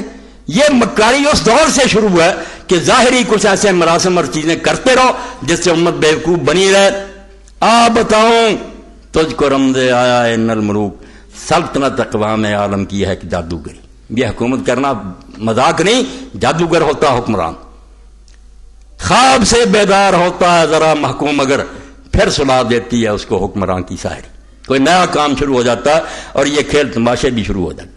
کبھی کوئی منایا جا رہا دم کہ لوگ بچے بچیاں ان کاموں میں لگے رہیں, ان کو یہ سوجے ہی نہ کہ ملک کی کیا حالت ہو رہی ہے, کیا بربادی ہو رہی ہے, کھیل تماشے میں جاتا. اور یہ موسیقی اور کھیل تماشے اور دن منانے, آپ کو پتہ ہونا چاہیے سورہ لقمان پڑھیں, یہ سازش اس وقت بھی کفار نے کی. نضر ابن حارث نے کہا نوجوان متاثر ہو رہے ہیں, اب رسول اللہ کی زبان قرآن اللہ کا کلام جو آتا تھا بس قائل ہو جاتا. افتاتون السحر وانتم تبصرون, اکٹھے وہ کہنے لگے یار تم دیکھتے بالتے جادو میں پھنستے جاتے ہو, کہ جو جاتا پھنس جاتا. پھنسنا تو تھا, جادو کیا تھا, برحق کلام تھا اللہ کے رسول کی پاک زبان قرآن دی, تو حل کیا ڈھونڈا پھر. نظر نے کہا اس طرح نہیں کام بنے گا, جو تم کہتے ہو یہ جادوگر ہے, یہ کاہن ہے, یہ کوئی نہیں مانے گا. سارے لوگ بیوقوف نہیں ہیں, اپنے بچے بھی کہیں گے عقل مند ہے, دانا ہے, کسی سے لیتا دیتا نہیں. کون سا یہ ساحر کاہن ہے. انہوں نے کہا تو پھر کیا کرے گا. اس نے کہا میں کر لوں. 2 لونڈیوں کو اس نے ساز بجانے سکھائے, شراب بھی, اور خود ایران گیا اور وہاں سے اس نے اسفندیار کے رستم کے قصے لیے, عربی نظم میں ان کو نظم کیا. ان عورتوں کو دے دیا کہ جہاں رسول اللہ بات کریں تم ادھر میلہ لگا دیا کرو، سرنگیاں بجاؤ، شراب پڑاؤ، نوجوانوں کو متوجہ کرو۔ قرآن نے اس بارے میں کہا من الناس من یشتری لہو الحدیث، یہ اللہ کے راستے سے بدلنے کے لیے کھیل تماشا شروع کری۔ تو کھیل تماشے آپ یوں ہی نہ سمجھیں کہ ریسیں ہو رہی ہیں، یہ بڑی سازش کہ نوجوانوں کو ان کاموں میں لگا دو، انہیں ہوش ہی نہ رہے کہ کیا ہو رہا ملک کے ساتھ۔ اب ساری دنیا کو پتا ہے کہ مہنگائی کا کیا حال ہو گیا ہے، ڈاکے کتنے پڑ رہے ہیں، سڑکوں پر روک کر DIG قتل ہو رہا ہے، مگر یہی حیران کہ بالکل امن ہے، حالت ٹھیک ہے، ہمیں بیوقوف بنانے کی ہے، ریس کراؤ، یہ کرو یہ کرو، پتنگ اڑاؤ۔ دیکھیں پتنگ اڑانے کے بعد ملک کا کچھ رکا ہوا کام، پھر بھی یہ کہ لوگ ہیں بیوقوفیوں میں لگے رہے۔ تو یہ پرانی چالیں خدا کے لیے، یہ سارے کرشمے ہیں۔ خواب سے بیدار ہوتا ہے ذرا محکوم مگر پھر سلا دیتی ہے اس کو حکمران کی شاعری۔ یہ ہے وہ 1400 سال کی داستان جو حسین اور یزید میں چھپی ہے۔ یہ دو بندوں کا نام نہیں ہے، دو نظاموں کا نام ہے کہ خدا حکومت کرے گا یا بندے آج سے راج شروع کریں، کرتے بندے ہی رہے ہیں۔ مگر امام حسین کی اس مور کا صدقہ کہ مالک ابو حنیفہ نے کہا کہ ٹھیک ہے کہ کلمہ گو نہیں دیکھا جائے گا، اگر وہ حکمران فاسق فاجر ہوگا تو ہم اس کا گریبان پکڑ لیں گے اور تخت سے اتار کر اس کو پھینکیں گے۔ یہ نظیر، یہ سنت قائم رہ گئی۔ موقع ہے کہ اگر موقع آ گیا، ہمارے سامنے مسئلہ تو ہے نا، اگر یہ مسئلہ نہ ہوتا تو 1400 سال میں ایک چھوٹے عالم نے نہیں، بڑے بڑے صاف لکھ دیا کہ مسلمان حاکم اگر کفر کا اعلان نہ کرے، وہ کہنا میں کافر ہو گیا، لوگوں کی بیٹیاں اٹھا لے، زنا کرے، شراب پیے، مار لوٹ لے، اس کے خلاف کوئی قدم نہیں اٹھایا جا سکتا، صرف واضح نصیحت کر سکتے ہیں، اس کی مرضی نہ۔ یہ مور لگی اور اس کا نتیجہ یہ ہوا کہ اسلام کا منہ کالا ہو گیا۔ حسین نے بتایا، علامہ جو صدر ایوب تھے انہوں نے اپنے زمانے میں کروکنگ کیا، یہ قدر معلوم ہوگی حسین کی۔ واقعہ سن لو، 126 اسکالر بلوائے، مسلمان بھی آئے، غیر مسلم بھی آئے، پڑھے لکھے، مصر شام کے، سعودیہ کے بھی تھے، پاکستان ہندوستان کے بھی۔ اب ایک مستشرقہ عورت تھی بہت پڑھی لکھی، یقین جانے ہمیں قرآن و حدیث کا اتنا علم نہیں جنا ان کافروں کو، بالکل ایک چیز اور کھنگال چھوڑی، جو ابھی تک مخطوطے ہیں چھپی نہیں کی، وہ بھی انہوں نے پڑھی، لے گئے مسلمان ملکوں سے لوٹ کر۔ اسی لیے ہمارے جو پڑھنے جاتے ہیں ان کا وہ برین جو واش کر دیتے ہیں، وہ تبھی کہتے ہیں کہ ملا کیا کہتے ہیں، وہ بڑے بڑے عالم تھے، ہمیں سمجھا یہ بیچارے معذور ہیں، ان کو کچھ نہیں کہا جاتا، جن سے پڑھے ہیں نا انہوں نے سمجھا دیا ان کو کہ مسلمان مولویوں کے پاس کچھ نہیں۔ اب وہ مستشرقہ جو تھی اس نے اسلام کے نظام سیاست پر لیکچر دیا اور یہ کہا کہ اسلام کا جو نظام حکومت ہے نا یہ بہت اعلیٰ، ایسا نظام کہیں نہیں ملتا کہ خلیفہ ایسا ہو، رعایا کے ساتھ یہ ہو یہ ہو، سب کو بیان کیا۔ مگر آخر میں اس نے کہا کہ ایک خامی رہ گئی ہے، یہ خامی ہے جو حضرت معاویہ سے شروع جس کی میں بات کر رہا ہوں، اس کا اس نے حوالہ دیا، خراب بھی ہو گئی ہے کہ اگر حکمران ٹیڑھا چلے تو اس کے سامنے کوئی چیک نہیں ہے روکنے کا۔ اس نے حدیثیں پڑھی کہ حضور نے کہا اگر تیرا مار لے جائے اور تیری کمر پر وہ کوڑے مارے کچھ نہیں کرے، اور علماء کے فتوے پڑھے چاروں اماموں کے، دوسروں کے، اس نے کہا سارے امامت تھے، سر جھک گیا، سعودیہ جھک گیا، شام جھک گیا، مصر جھک گیا، سب جھک گیا، جواب ہی نہیں تھا کسی کے پاس۔ اس نے کہا اس کا حل مجھے بتاؤ کہ اس کی مہربانی ہے وہ ٹھیک چلتا رہے، اگر وہ غلط چلے کلمے کا انکار نہ کرو، بتاؤ دین میں اس کا کیا حالات ہے، اگر رعایا اٹھے گی اس کو ہٹانے کے لیے وہ دوزخی ہو جائیں گے، یہ باغی ہو جائیں گے، جہنمی ہوں گے، خلیفے کو رعایت کوئی جواب نہیں آتا۔ تو اس وقت سید مودودی رحمۃ اللہ علیہ کو موقع ملا تو انہوں نے فرمایا کہ میری بہن نے جو کچھ کہا نا ٹھیک، جمہور یہی کہتے ہیں اور صدیوں سے یہ کہہ رہے ہیں، مگر یہ دین کا مسئلہ نہیں ہے، دین نہیں تھا، یہ نظریہ ضرور تھا کہ جب مار پڑی، مارے گئے، بہت سارے لوگوں کے سر کٹ گئے، بیچارے بے بس ہو کر یہ کہنے لگے دین نہیں۔ مولانا نے پھر پڑھی کوئی حدیثیں بھی اور خاص طور پر حضرت امام حسین رضی کا حوالہ دیا اور ساتھ ہی امام مالک ابو حنیفہ کا حوالہ دیا کہ وہ اتنے بڑے امام اہل سنت کے، انہوں نے باقاعدہ ساتھ دیا حضرت زید کا، تو بات بن گئی، بالکل سارے جو تھے ٹھنڈے ہو گئے، وہ بھی مطمئن ہو گئے، مگر مولوی بات نہیں آئی، یہ ایجنٹ تھے نا مروکیز کے۔ بعد میں انہوں نے خط و کتابیں شروع کر، وہ ساری چھپی ہے تفہیمات کی ایک جلد میں، انہوں نے لکھا کہ امام حسین کا تو کام غلط تھا، ٹھیک ہے انہوں نے اجتہاد کیا، اللہ انہیں اجر دے، مگر ان کا اقدام غلط تھا، انہیں کوئی حق نہیں تھا، یزید شراب پیتا، زنا کرتا، جو فاسق فاجری تھا اس کے خلاف نہیں اٹھنا چاہیے۔ اور امام ابو حنیفہ کے بارے میں کہا کہ یہ شروع میں ان کے تھے خیالات، بعد میں وہی بعد آ گئے تھے، اب حنفی مسلک یہی ہے کہ خلیفہ ظالم ہو، فاسق فاجر ہو، ذرا نتیجہ دیکھ لیں خدا کے لیے کہاں دین پہنچا کہ کچھ نہیں کر سکتے، میری بیٹی اٹھا کر لے جائے، دنیا قتل کر دے، مال لوٹ لے، کچھ نہیں کیا جا سکتا۔ یہ انہوں نے کہا، مولانا نے کہا یار میں نے لے دے کر یہ باتیں ڈھونڈی تھی، اور اس وقت اسلام کو بچایا تھا. اب تم کہتے ہو حسین جھوٹا تھا, ابو حنیفہ واپس آ گئے, تو سوال کا جواب تو دو نا. اس نے جو مستحکار کافرہ نے کہا ہے اس کا کوئی پھر جواب بھی ہے, یا باقی وہ ٹھیک کہتی ہے کہ یہ غلطی رہ گئی دین میں؟ اس پر انہوں نے ختم کر دیا کہ میرے جواب اگر غلط ہیں تو پھر کوئی جواب نکال کر دو. مگر شکر ہے کہ سید ابو الحسن علی ندوی رحمۃ اللہ علیہ نے کہا نہیں وہی ٹھیک تھا جو حسین نے کیا اور جو نفس زکیہ نے کیا. کوئی دین نہیں کہتا کہ ظالم حاکموں کے سامنے سر جھکاؤ, موقع دیکھنا چاہیے کہ کوئی طاقت بنتی ہے, تختہ الٹا جاتا ہے, الٹو, کوئی روکتا نہیں. اور یہاں حاشیے میں لکھتے ہیں وہ تاریخ داد کہ ابو حنیفہ اور مالک سے بڑا اہل سنت کا امام کون پیدا ہوگا, کون ان کے فتوے کو رد کر سکتا.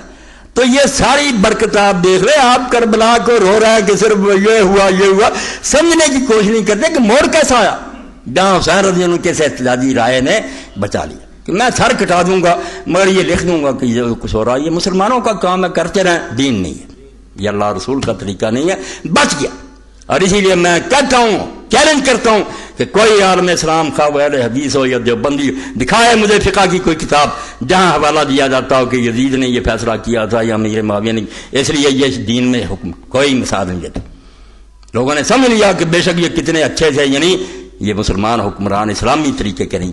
جہاں حوالہ ہوگا حضرت ابوبکر کی سنت ہوگی, عمر کی ہوگی, عثمان علی کی, لوگ پاگل ہیں. ساری امت کا اجماع کہ وہ ہے خلافت راشدہ, صحیح نظام حکومت. یہ حکومت ہے, مسلمانوں کی ہے, ملک بھی فتح کی ہے. مگر اگر اسی کو معیار بنایا جائے کہ علاقے بڑے فتح کیے, مسجدیں بڑی, تو آپ ذرا دیکھیں کہ ہلاکو خان اور چنگیز خان اور سکندر انہوں نے تھوڑی دنیا فتح کی ہے. اسلام کی نظر میں خدا کے لیے کہتے ہیں علی کے زمانے میں کچھ چپا پر اور نہیں ہوئی, رہنے دو, لعنت بھیجو چپا پر زمین پر, جو ہے تمہارے قبضہ میں وہاں اسلام چل رہا. ہمیں یہ چاہیے کہ نظام اسلامی ہے. اور یقین جانیں ان لوگوں کی جنگیں اور فتوحات, آپ تو فخر سے بیان کرتے ہیں کیونکہ نیشنلزم آ گیا, قومیت, کہ مسلمان قوم کے لوگ تھے. اسلام نہیں ذہن میں کہ اسلام کی نظر میں ان کی چڑھائیاں جرم. ہندوستان پر بھی حملے, کیوں حملے گئے جب تم نے یہاں اسلام نہیں چلانا؟ کیوں لوگوں کا مال لوٹتے پھرتے, خزانے لوٹتے اور غدری لے جاتے ہو؟ یہ اسلام ہے؟ اسلام کہتا کہ جو علاقہ ہاتھ میں آئے, تھوڑا یا زیادہ, وہاں نظام اسلامی قائم کرو, خلافت اسلامیہ ہو. ورنہ یہ جو لوٹ ماری, زمین میں فساد ہوا, خلق خدا کو تنگ کرنا ہوا. اسی لیے خلفاء کی جنگیں جو ہیں وہ رسول اللہ کی جنگوں کا تتمہ ہے. جیسے حضور کے جہاد ہیں وہ جنگیں, بعد کی جنگیں دنیا داری کی جنگیں, ملک فتح کیے, علاقے چینے, محل بنایا, عیش کیا, دینی نافذ کیا, خوبصورت لوڑیاں لے گئے, ان سے عیاشیاں کرتے رہے. ایک وقت میں کئی ہزار عورت محل میں جمع. اور وقت آیا کہ مغل عید میں محمد شاہ رنگیلا محل پر چڑھتا تو ادھر بھی نوجوان لڑکی کھڑی, ادھر بھی پستان ننگے ہیں, اس کو بھی پکڑتا جاتا ہے, اس کو ہر سیڑھی پر دونوں کے پستان پکڑتا جاتا ہے, بوسے لیتا جاتا ہے. آخر خلافت اسلامیہ کا حشر یہ ہوا. مسلمانوں کی حکومت اتنی نامراد برباد ہوگی. توبہ کرو, مسلمان بادشاہوں کی حمایت نہ کرو, خلافاء کی کرو جو حضور نے بتایا. اور خلافت 30 سال ہے, بعد میں بادشاہ ہے, اپنا موج میلہ کرتے رہے, خلافت نہیں. اور دیکھیں امت کیسی ذہین ہے, اللہ نے عقل دی ہے. تھوڑی دیر بعد عمر بن عبدالعزیز ہے, وہ نہیں مروان کا پوتا, بنو امیہ سے, کیوں ساری دنیا اس کو کہتی ہے کہ وہ خلیفہ راشد ہے. اس کے 2.5 سال جو ہیں پھر وہ خلافت ہے جو اللہ کے رسول کا طریقہ ہے. اور لوگوں نے بھی دیکھ لیا کہ اس کو عمر ثانی کہنے لگے کہ یار پہلا عمر دوبارہ زندہ ہوگا, انصاف, سب کے ساتھ برابری, ساری خلق خیریت سے رہ رہی ہے. تو ہم کسی کو پوچھتے نہیں کہ فلاں شخصی فلاں, بندے کے کرتوت دیکھتے. عمر بن عبدالعزیز کو امت خلیفہ گنتی ہے, حضرت معاویہ کو نہیں گنتی. یا میرے پاس کوئی کتاب جائے نے خلیفہ راشد لکھا, عمر بن عبدالعزیز کو مانتے, عادل تھا, متقی تھا, زاہد تھا, دین کے مطابق کام کیا. اب بھی یہی تمنا ہے, یہی آرزو ہے مسلمانوں کے سکے, مرنا چاہیے تبلیغی جماعت اسرار صاحب جی اگر خلافت اسلامیہ کے لیے کوشش کریں گے. نماز روزے کے ذریعے ادھر لے جاؤ, میں نہیں یہ کہتا کہ نماز روزے, بھائی نماز روزے سے آغاز کر کے ادھر لے جاؤ نا. آخری ٹارگیٹ کا حکومت لانی ہے اسلامی. اگر یہ سامنے نہیں تو یہ سارا دھندا بیکار ہے, ہندوؤں جیسی پوجا پاٹ ہے, دین نہیں ہے. دین ہے نام غلبہ اور اقتدار کا, اسی میں بلائی ہے انسانیت کی کہ ہوں ایک جنیدی اور اردشیری. جنید کو بھی لوگ جانتے ہیں وہ سب تھا بڑی ولی تھا, اور اردشیر کو جانتے ہیں کہ سب سے بڑا زبردست بادشاہ تھا. کہتے ہیں اقبال انسان اس وقت سکھ پائیں گے جب ایک ہی آدمی جنید بھی ہوگا اور وہی اردشیر ہوگا. حکومت بھی اس کی اتنی کہ امریکہ کانپے گا, اور دوسری طرف وہ ولی ہوگا جنید. یہ بندہ تخت پر آئے گا نا, پھر وہ خلافت اسلامیہ ہوگی اور حضور کا دور جو دوبارہ روشن اور چمکے گا، ورنہ ظالم عیش کرتے رہیں گے، ہمیں کچل کر رکھیں گے، یہ نماز روزے کی تبلیغ کرتے رہیں گے۔ وآخر دعوانا الحمدللہ رب العالمین وصلی اللہ تعالی علی خیر خلقہ محمد وآلہ وصحبہ اجمعین۔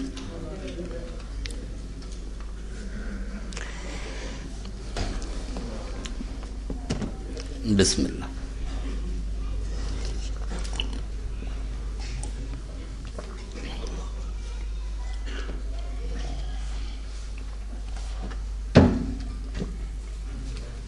الحمدللہ۔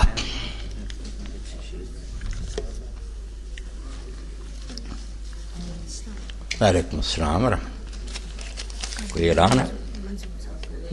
قسم منظور صاحب ہے نا، ادھر مدرسہ بن رہا ہے، لنڈن جلدی پڑھنے والا ہے، اس کا نام کا۔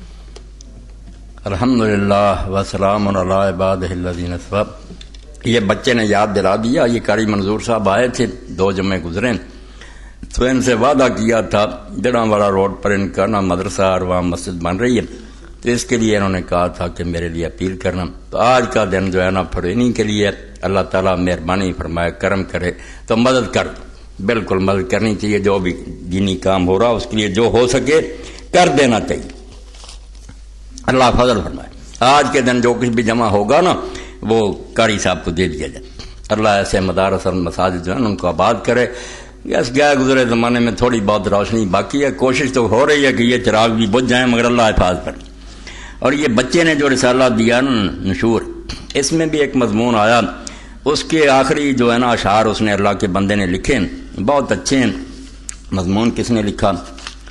یہ ملک محبوب عالم بھٹا صاحب کا مضمون۔ تو لکھتے ہیں، اور آج بھی جب تاریخ کا ایک طالب علم تاریخ کے نتائج پر غور کرتا تو یہ کہے بغیر نہیں رہ سکتا۔ یہ بادشاہ پرست اور انسان پرست نہیں سمجھیں گے کربلا کو، ان کے لیے یہ فلاں پر اعتراض آتا، فلاں پر یہی روتے رہیں گے، بات نہیں سمجھنے کی کوشش کریں گے۔ واہ حسین اب تک گل افشاں ہے تیری ہمت کا باغ، آندھیوں سے لڑ رہا ہے آج بھی تیرا چراغ، تو نے دھو ڈھالے جبین ملت بیضا کے داغ، تیرے دل کے سامنے لرزاں ہے باطل کا دماغ، شوق کا دل میں دریچہ باز کرنا چاہیے، جس کا تو آقا ہو اس کو ناز کرنا چاہیے۔ وہ جنت کے جوانوں کے سردار ہمارے تو آقا وہی ہیں جن کے آقا شمر اور یزید اور ابن زیاد ہیں، وہ ان کے ساتھ چلے جائیں جہاں وہ جائیں۔ ہماری جو دعا ہے کہ اللہ ہمیں حسن حسین علی اور فاطمہ کے ساتھ جمع کرے۔ یہ اگر چاہتے ہیں یزید اور شمر کے ساتھ جانے، کون روک سکتا ہے؟ جائیں، اپنا شوق پورا کریں۔ تو قاری منظور صاحب کے لیے بھی آپ مدد فرمائیں۔ اور ایک یہ ہے درخواست کہ چودھری ولی محمود انجینئر فیصلہ آبادی ایڈوائزر گورنر مدینہ منورہ مدینہ میں وفات پا گئے، انا للہ و انا الیہ راجعون و انا الی ربنا لمنقلبون، ان کے لیے دعا کر لی۔ چودھری محمد صاحب اپنے دوست ہیں، انشاءاللہ نماز کے بعد آپ نے صرف موضوع کتب شہید کا ذکر کیا، باقی 2-3 شخصیات اثر کا ذکر بھول گیا، بتا دیا میں نے کہ بس 3 تو یعنی نمایاں نا علامہ اقبال ہے۔ علامہ اقبال کو جنہوں نے شاعر سمجھا انہوں نے رسول اللہ سے فریاد کیا کہ اے اللہ کے رسول، میں تیرے سامنے ان کے خلاف مقدمہ لڑوں گا، کہ انہوں نے مجھے شاعر سمجھ لیا۔ میں نے تو یہ سمجھ کر کے یہ شاعری سے بات سنتے جا رہے، ورنہ آپ جانے فلسفی حکیم دانا فقیہ محدث مفسر جو اس نے قرآن بیان کیا، ان ملاؤں کو کیا ہوا اس کی، مگر جنہوں نے ہاتھ ہی نہیں لگانا ان کو کیا پتا ہے۔ تو ان کی سب کتابوں کا فارسی اردو جائیں، ان کی شرح یہ پروفیسر یوسف سلیم چشتی بہت قابل تھے، یہ مولانا تھانوی صاحب کے بھی عقیدت مند تھے، حاجی امداد اللہ رحمۃ اللہ علیہ کے مریدوں سے تھے۔ یہ شرح اگر مل جائیں تو پڑھنی چاہیے۔ ایمان کی روشنی میں اللہ کے بندے نے سمجھایا کہ اقبال نے تو سورہ اسرافیل پھونکا، جیسے مردے اٹھیں گے اس طرح وہ جگا دیا امت۔ اور جہاں جہاں لوگ آ رہے ہیں روایت اخبار عربی میں اگر ملے اور اردو ترجمہ بھی خود اس کا کرا دیا، پھر سید ابو الحسن ندوی نے عربوں کے لیے لکھا، عربوں کو انہوں نے اقبال کے اشعار کے ذریعے بتایا کہ جاگنا آج اقبال پڑھو۔ یہ کیا ہے قومیت اور عرب نیشنلزم؟ اور اقبال سے سیکھو کہ مسلمان کا وطن ساری دنیا اور اس کا صرف ایک ہی آقا ہے محمد رسول اللہ صلی اللہ علیہ وسلم۔ اقبال پڑھیں، سید قطب شہید پڑھیں جو پھانسی پر لٹ گیا، حکومت کے سامنے جھکا، اتنا بڑا عالم، عدالت الاجتماعیہ پھر اسلام میں عدل اجتماعی اردو ترجمہ۔ یہ ضرور خدا کے بندو اس محرم میں میری سن لو کہ عدل اجتماعی پڑھو۔ کہ اسلام کون سا عدل دیتا ہے کہ ساری دنیا خوشحال، ہر غریب سخی؟ کوئی اتنی بڑی کتاب، اور اس میں تبدیلی کا باب بھی ہے کہ کہاں سے یہ کانٹا بدل گیا۔ کیوں وہ برکت نظام دنیا سے اٹھ گیا، یہ ملوکیت مسلط ہوئی، اور سید مودودی سے کوئی نفرت نہ کرے، نہ سنی سنائی باتوں پر رہے، خود پڑھو، پھر کوئی غلط بات آئی لے آؤ، آخر بشرا علماء کے باتوں میں اختلاف ہوتے ہیں، مگر دین کا خادم تھا، کوئی اس نے دین کو برباد نہیں کیا، جھوٹ بولتے ہیں، اور یہ ان کی کامیابی جیسے کفار نے کہہ دیا تھا اس قرآن کو سنو ہی نہ شور مچا دو، یہ تو ان کا حربہ، آپ کو دماغ رب نے دیا، آپ پڑھیں، چمٹ جائے گی، اگر کوئی بات غلط ہوگی دیکھ لیں، خدا کے لیے ان کی کتابیں پڑھیں، یہ تینوں آدمی اس دور میں، اور چوتھے سید ابوالحسن علی ندوی رحمۃ اللہ، سید ابوالحسن علی ندوی کی بھی جو ہے نا تاریخ دعوت و عظیمت اور دوسری کتابیں، سیرت سید احمد شہید، وہ چونکہ اولاد تھے سید احمد شہید کی، ان کے بڑوں نے جہاد کیا تھا، دین کے لیے جانیں دی تھی، اس لیے ان کے خون میں بات باقی، اور یہ میں کہتا ہوں ان کے خاندان پر فضل ہے کہ اب بھی ان کے خاندان کی عورتیں اور بچے سب عالم ہیں، حافظ قرآن ہیں، بڑا بڑا دینی کام کر رہے ہیں، الباس الاسلامی اور دوسرے سارے ان کے بانجے بتیجے، یعنی سید احمد رحمۃ اللہ علیہ کا فیض اب بھی جاری، اس لیے ان کی بھی بے قدری نہیں کرنی کہ وہ تبلیغی جماعت میں تھے تو پھر کوئی بات نہیں، جہاں بھی دین کی خدمت کرتا، مگر ان کا ذہن کلیئر تھا، وہ ہمیشہ دعائی دیتے تھے کہ ایسا دین جس میں حکومت کا ذکر نہیں وہ کوئی بات نہیں، اس کا کوئی فائدہ نہیں۔ اکبر الہ آبادی کی زبان میں سن لینا چاہیے، نہ ہو مذہب میں گر زور حکومت، نچوڑ ہے میرے خطبے کا، کہ اگر حکومت کے ساتھ، حکومت جو ہے نا دین کے ساتھ وہ نہیں، مسئلے رہ گئے مولویوں کے پاس، نہ ہو مذہب میں گر زور حقیقت، تو وہ کیا ہے؟ فقط ایک فلسفہ ہے، خیالی باتیں ہیں، ان کا نتیجہ کچھ نہیں ہوگا۔ جب اسلام ہوگا اور ساتھ ہی خلیفہ ہوگا، قرآن کے ساتھ تلوار، تو پھر صرف وعد نہیں ہوں گے، امیر المومنین عمر رضی اللہ عنہ کا ڈنڈا بھی ہوگا، دنیا سیدھی ہو جائے۔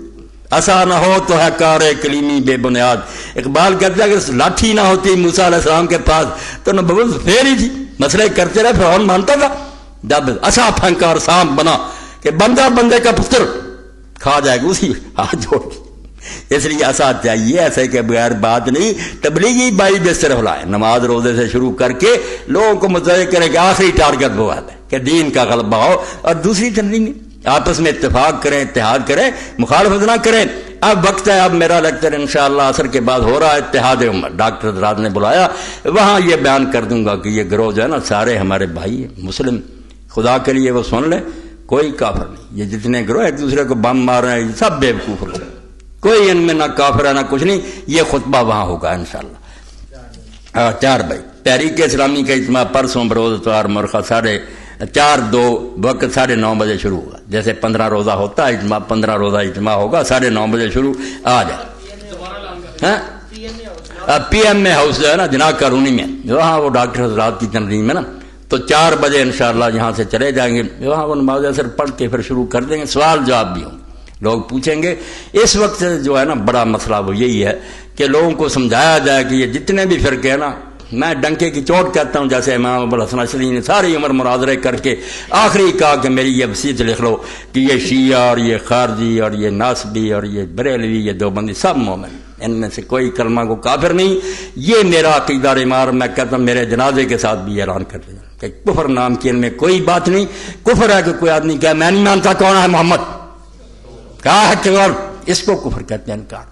اگر وہ قرآن سر پر رکھتا ہے، حضور کے نام پر انگوٹھے چومتا ہے، وہ تو مجھ سے زیادہ دیوانہ، اگر اس کی بات غلط ہے تو بے خبری ہے میرے خیال میں کہ وہ سمجھ نہیں سکا، اس کو جہالت ناواقفی کہنا چاہیے، کفر نام کی کوئی شے نہیں۔ کوئی ایسا مسلمان ملے گا کہ آپ کہیں آیت سن، اور آپ یہ فرق دیکھ بھی رہے ہیں، کسی عیسائی ہندو کے سامنے ہم قرآن رکھتے پہلے اس کو منوائیں گے رسول اللہ سچا، بعد میں قرآن کی بات، یہ کیوں گروہ ایک دوسرے کو قرآن سناتے؟ پتہ انہیں بھی ہے کہ یہ سب مومن ہیں، قرآن کو مانتے ہیں، رسول اللہ کو اسی لیے حوالے دیتے، تو خدا کے لیے یہ تکفیر چھوڑ دیں، مسائل بے شک کریں، بتائیں کہ میرے خیال میں یہ صحیح ہے، یہ غلط ہے، کوئی بات نہیں، مگر تکفیر جو جرم ہے، کلمہ گو کو کافر کہنا ہے، اس سے کہنے والا کافر ہو جائے۔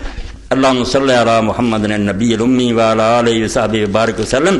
اللہم اغفر للمؤمنین والمؤمنات والمسلمین والمسلمات الاحیاء منهم والاموات، تاب اللہم بیننا وبینہم بالخیرات انک مجیب الدعوات انک علی کل شیء قدیر۔ اللہم انصر الاسلام والمسلمین واخذل الکفرۃ والمشرکین، ربنا افرغ علینا صبرا وثبت اقدامنا وانصرنا علی القوم الکافرین، وصلی اللہ تعالی علی خیر خلقہ سیدنا مولانا محمد وآلہ وصحبہ اجمعین۔